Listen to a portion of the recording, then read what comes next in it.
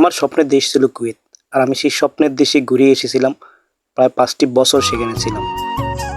যদিও এই দেশটি আমার ইউরোপ, আমেরিকা, পৃথিবীর বিভিন্ন বড় রাষ্ট্রের চেয়েও অনেক অনেক ভালো লেগেছে এখানে।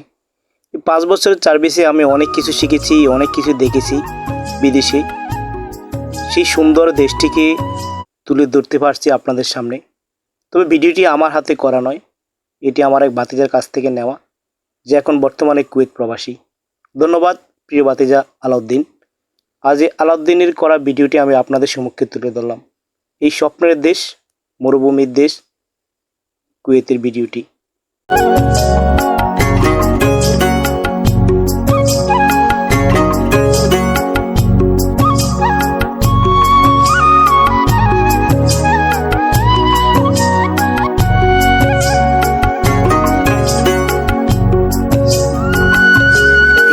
হলো পাইল সিটি।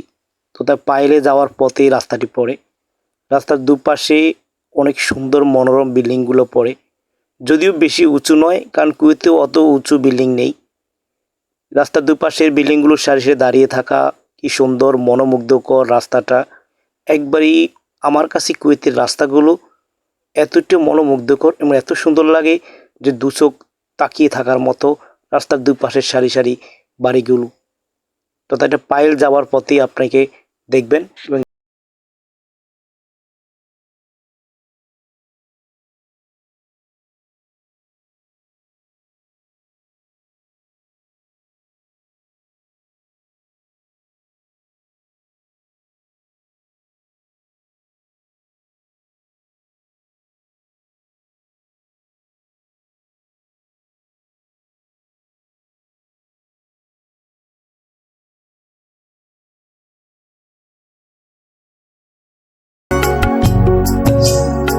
কুয়েতের দিনার পৃথিবীতে সবচেয়ে দামি দিনারগুলোর মধ্যে একটি পড়ে।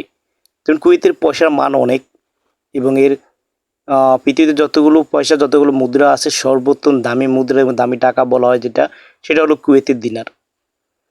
আর এই দেশটার উন্নয়নের কাজের ক্ষেত্রে অর্থনৈতিকভাবে শুধু দেশটা একমাত্র তেলের উপরে দাঁড়িয়ে আছে, যেটা জ্বালানি সম্পদ, গ্যাস, তেল, এগুলোর উপরেই।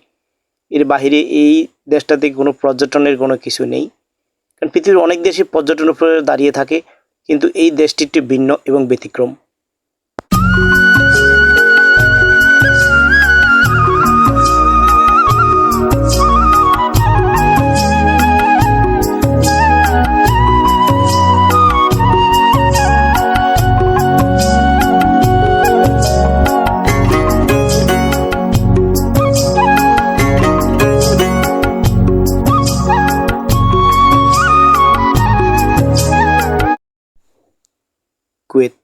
কুয়েতে কিছু কিছু জায়গা আছে যেগুলোতে বাঙালিদের বসবাস এবং বাঙালির ওখানে থাকেন।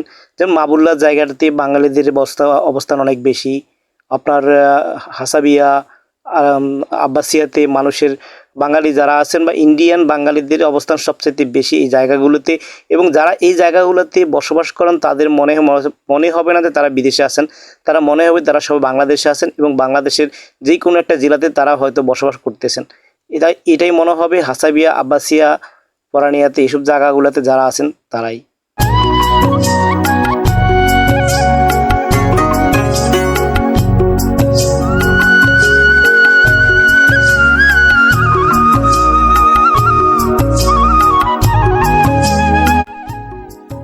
ধন্যবাদ জানাই আলাউদ্দিনকে, কারণ আমাকে এই ভিডিওটি দেওয়ার জন্য।